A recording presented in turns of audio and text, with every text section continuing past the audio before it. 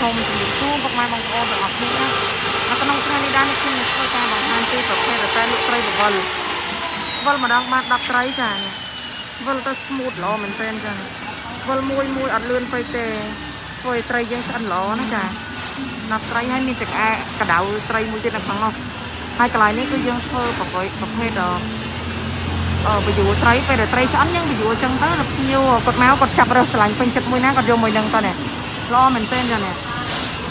ហើយសបោដៃទៀតនេះជាកាក់ត្រីរបស់យើងគឺជាប្រភេទអ៊ីណុកសុតណាពុកម៉ែបងប្អូនអាចស៊ូមមើលបានចានេះ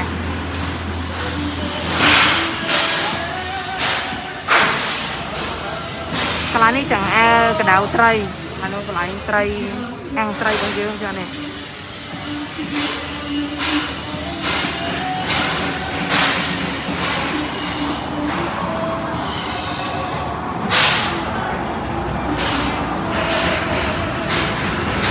គឺរកឲ្យហើយចា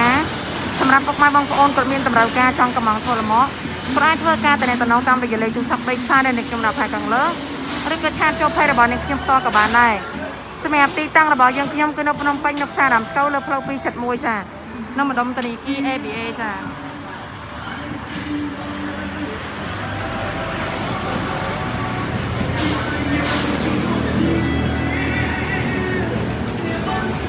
ស្លាបនេះអាចលើកឡើងតម្លាក់ចុះបានណាចានេះដាក់ប្រអប់បាយតាំងលក់ចា